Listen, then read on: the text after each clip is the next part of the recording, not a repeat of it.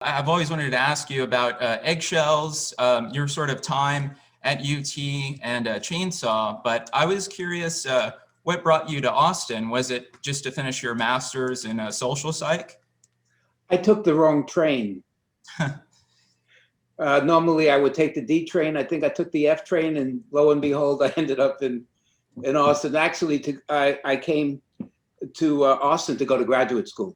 I had done my undergraduate work at City College in New York, and I wasn't sure what I wanted to do. And I ran into a fellow student who was brilliant. And he was accepted at every school he had applied to, and he suggested that I might go to UT, that they had a new psychology department, and it wasn't that difficult to get in. So I said, well, what the heck? And I wanted to see a foreign country anyway. So that's what brought me to Texas, and it was the best thing that ever happened to me. I love it. So, I'm still here. When was this, and when did you get your degree, and how did that evolve into meeting Tobe? Yeah. Well, I graduated in '64 at City College, and then I came here at UT, and I got a master's in social psychology, and then I switched over. I met a professor who took a liking to me and talked me into going into social work. So I got a second master's in social work. And then I ended up working for the Austin Travis County Mental Health and Mental Retardation Center. And then I was living in Austin on Robbins Place. And the couple that was underneath me was Sally Richardson and a fellow and her boyfriend named Jim Schulman. And they knew Tobe, and through another couple that the original movie Eggshells was about, David and Amy, they were doing volunteer work with me.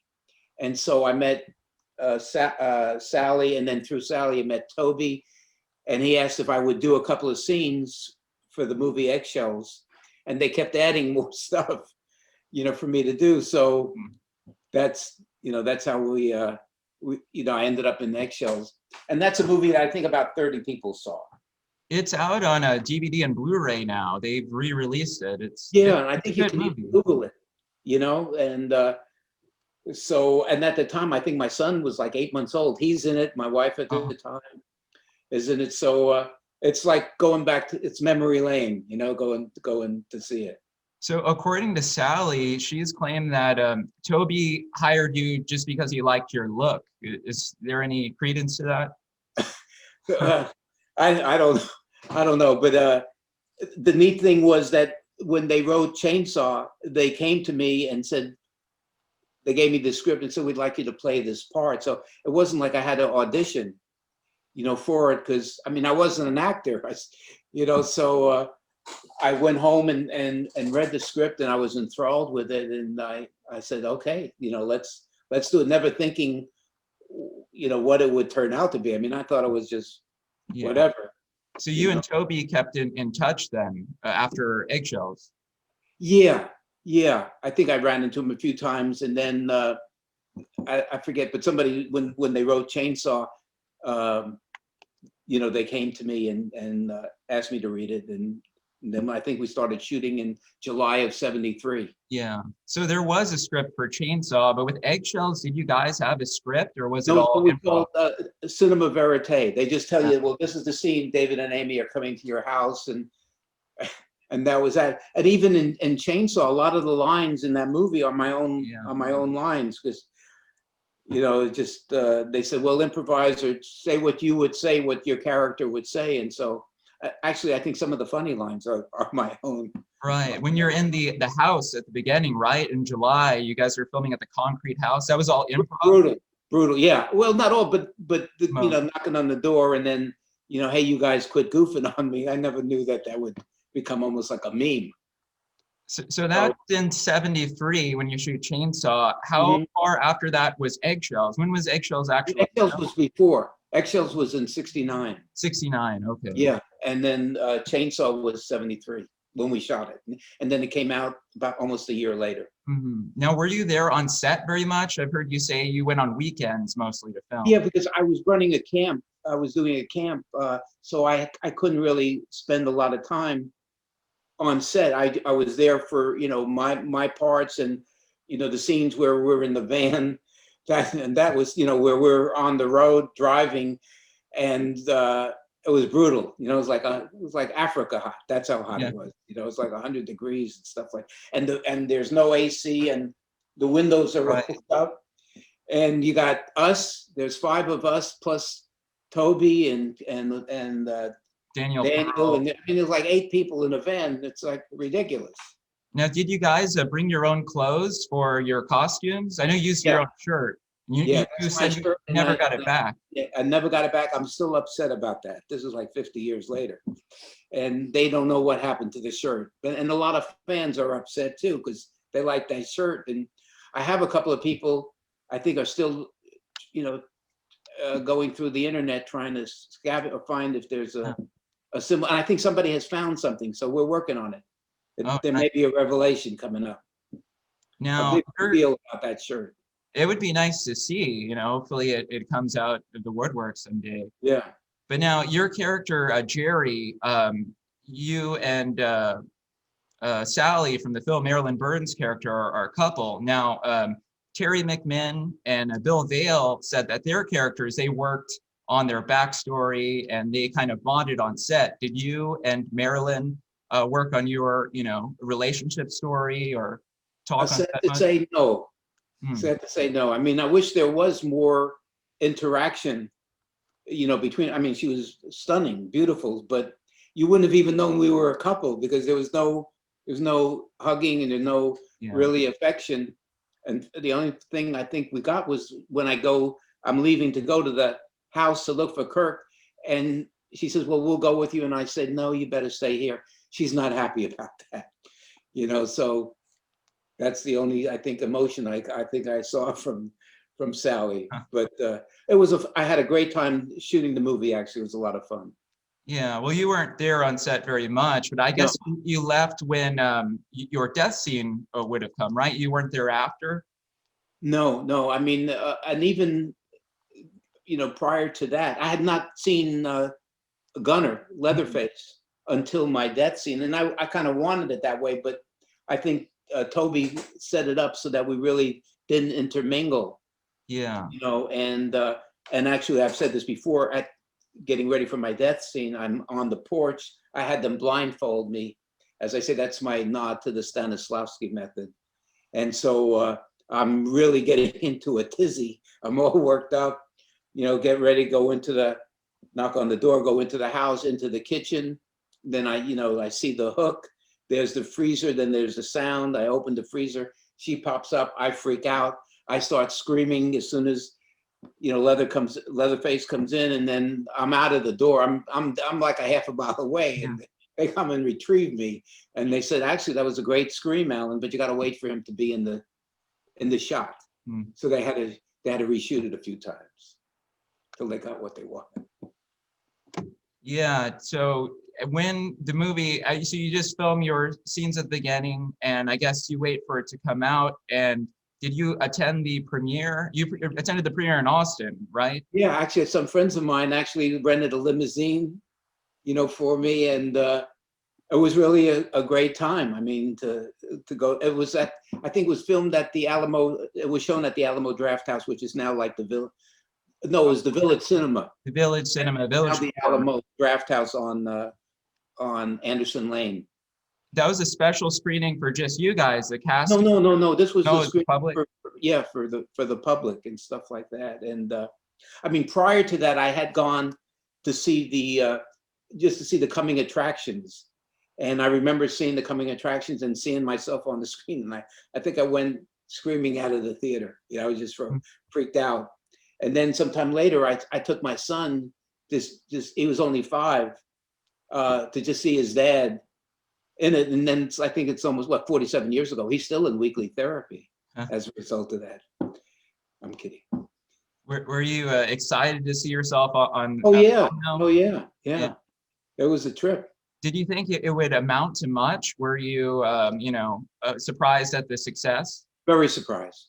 Very surprised. In fact, I remember Toby calling me in to see some of the rushes, and he asked what I thought about it, and what I thought he could do to improve the movie. And I said, have the seats facing away from the screen.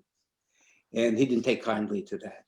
So it tells you what I knew about it, because here, we're talking almost 50 years later. It's a cult classic. It's up there. Yeah. Museum of Modern Art. Rex Reed called it the scariest movie he's ever seen. Right. People like Martin Scorsese. I mean, a lot of people love this movie, and a lot of fans love the movie. So that's the bottom line, I think. But now, did you get much out of it as far as financial compensation? No. Yeah. I mean, that's why I'm on the corner now working for food. No, but over the years, I guess because we've done, I get to do some of these conventions, and I have a website, chainsawjerry.com, for those that are interested. So people can purchase, photos, and I've got T-shirts. And now my latest thing that I'm really excited about is a character, a talking bobblehead of Jerry. So I'm excited about that. And it's a talking bobblehead, so that's kind of new. Oh, nice. But yeah. Were you ever interested in pursuing a career as an actor after Chainsaw? I know you were in Eagle Pinnell's films, but didn't it get cut out? I was in a couple of scenes, and then I left to go to Colorado for something. When I got back, they had changed the direction of what they were doing, and I think it turned into the Last Night at the Alamo or something like that. Oh, in the 80s. Yeah, and it was with Lou Perryman, who was an extra. I mean, he was like a gaffer on Chainsaw. Cameraman. And he's one of the guys that was in the back of me, just as that sledgehammer is coming down. There were two guys had their fingers in my belt loop to pull me down, just as the sledgehammer was coming down. So he went on to do. He was in, I think, Chainsaw 2, and then he was in Last Night at the Alamo. So that was the one shot in Houston, then. What was shot in Houston? Last Night at the Alamo, or was it the whole shooting match? I don't know where the whole shooting match. Yeah, I don't know where it was shot, but I had done like a couple of scenes with Eagle, who was a brilliant director, but I thought he passed away not that long after. Well, also Kim Henkel wrote one of those scripts for Eagle. He was the co-writer of Chainsaw, also. Mm-hmm. Yeah, I think Kim actually probably did write most of it, and I met Kim through David, and we're in Eggshells together, so that's how I know. Oh yeah, I know Kim, and we've stayed, friends and whatnot, and we still correspond and get together. Terrific guy, very smart. So after, I guess you decide not to take roles as an actor, and you get into the conventions, I guess, once Gunnar started doing them. Well, Gunnar started doing them way before I got into it, and I think the first one I did was in 2003. Called Cinema Wasteland, and that really was like eye-opening to me. I mean, they saw me as fresh meat, but I had no idea about what kind of fan base Chainsaw fans are. They're the nicest people. I originally thought I'd be meeting serial killers, wannabes, but it wasn't like that at all. They just terrific. They just loved this movie. So are you still doing those now with the pandemic? Do you have any? No. I mean, I did a year or so ago, and I'm scheduled really to do one next month, but unless I can get the vaccination or whatnot, I'm in that sweet spot over 70, so if I get sick, it could be sayonara for me. So. I hope you do. No. Oh, I'd love to, but like I say, I'm going to be checking out to see when I can get that vaccination. Now, can you tell me a little bit about your Three Ring service? I heard it was an entertainment company. Yeah, we started that in 78, and we started actually first doing like singing telegrams, and I actually did perform. I was a clarinet playing turkey by the name of Tyrone, and it was like a Borscht Belt type of routine, and but it was a big hit, and then we slowly evolved into doing casino parties, and Willie Nelson wanted an elephant for something. We got him an elephant, and it just evolved to doing festivals. We did Pecan Street Festival for a number of years, but finally, I sold it, some years ago, and now with what's going on, I'm glad that I did. So I'm basically, I guess, semi-retired, and just do visits or visitations or Zoom videos or something like that. So I'm having a ball. Yeah, you mentioned Willie Nelson, a big Austin guy. Were you in a Willie Nelson film? I seem to recall. I was an extra in the movie Honeysuckle Rose. I think you see the Oh, back wow. of my shirt. So I went from a top billing co-starring role, into the zenith down to the nadir, where I was an extra. I think I did a thing called The Tomato That Ate Austin. I don't know whatever Oh. happened to that. So, but Chainsaws is the deal. So now, what is this this beef jerky you have? Was it Chainsaw Jerry's jerky? Yeah. I'm working on that, but there's a lot more involved, so I love it. And we've had some samples and whatnot. I had the great line is we were the meats. So, but we're still looking at it. It's not over yet, but there's a lot involved, in regulations and stuff like that. So right now I'm just hoping that the bobbleheads are a big hit, and then we'll move into the jerky phase. But thank you for asking. I'm glad you know about that. Yeah, I was very curious about that. I've got to try it when it's done. Oh, it's great. It's great. I got a guy that's, has the recipe down, and he's all about the meats. Yeah, they have the gas station now that's in the film. They do barbecue, I believe. Yeah, they do real good barbecue, and it's like a destination now where people, come and spend the night. They've got cabins out in the back, and Roy Rose, who owns it, he's done a great job, and there's a lot of memorabilia, that people can get, T-shirts and whatnot. So it's really a neat place. Yeah. Have you had a chance to go there? No, I mean, I passed by it, but I haven't. I know they do where the actors will come out for appearances Yeah. also. Right. Yeah. There's because one in February. Yeah, well, the February I'm supposed to go to Bastrop to the convention center, but like I say, I'm not sure until I know for sure about the getting a vaccine. Yeah. I hope you do. If you do, I'll come out and try and see you guys. Definitely. Oh, that's great. That's great. But if it's not, then it'll be hopefully soon after that. Sure. Hopefully within the next few months we'll be able to. How old were you when you saw the movie? Oh, I was very little. It left an impression on me, that's lasted to this day. I'm in my 20s now, but Well, it's funny because I did an interview with a fellow about maybe a little younger than you. His name is Britton Buchanan, and he was on The Voice a couple of years ago. And Chainsaw is his favorite movie, so I did a podcast with him that I think he's going to post next week. Well, so it's amazing you guys so young and love this movie. Yeah, you were a part of a great film, but also it started the whole Texas film industry. It's very important for that. Yeah. Now, were you in any of the, did you get approached to do the sequels at all? Were you interested in doing that? A cameo? I know your character died, but. Yeah, and I mean, I don't know what they would put, they need a geezer, then they would call on me, this is almost 50 years ago. I think John Dugan is in one, and Marilyn is in one, and Gunnar was in, the Chainsaw 3D, so, but I actually got more money for Chainsaw 3D for not being there than I did yet for being in the movie.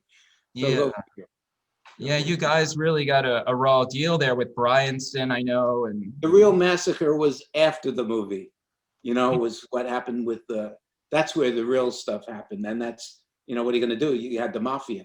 Did you get points for the film? Did you take the deferred payment that Tobe offered?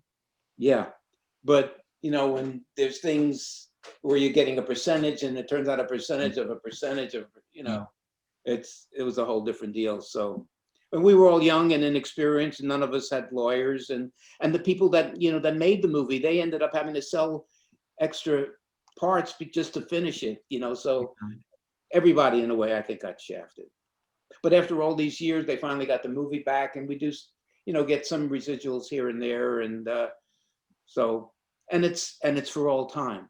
So who knew something like that, or that people would still want to see or talk with me after all these years, so I'm happy for that. It's a kick. Well, it's a classic film, but I believe Eggshells is as well. I like your performance in Eggshells also. Oh, great. Yeah. And that, like I say, that's all what they call cinema verite, well, and they had shots of the Vietnam the protest stuff. So And the way Tobe, I mean, they were tremendous. I mean, he and Daniel, that shot Chainsaw. It's beautifully shot for virtually no money. You don't see that anymore. Now, did you know of Tobe Hooper before Eggshells? Did you know of him as a director at all? No, I mean, he did Peter, Paul, and Mary, and he, stuff like that. But I just met him through Sally, and so doing it when they were doing Eggshells, and he came. They asked if they could shoot a couple of scenes at my house. Actually, I think when we did shoot, they started a fire in my apartment. Oh yeah, it wasn't a big fire, but I remember that. Is your apartment in the film? Yeah. Oh, okay, that was yours. Yeah, that was at my apartment. I think there's even a shot of I had a parrot at the time that unfortunately flew away, but I think I got that parrot in Mexico. Now, did you see the film when it came out? Did it get a local release? Mm-hmm. Yeah, I did see it, and then when Chainsaw came out, I think I mentioned this. My parents actually went and saw it in Florida, where they were retired, because it's the law. If you're a certain age, you have to retire it. And they saw it was at a porno theater. It was a double feature.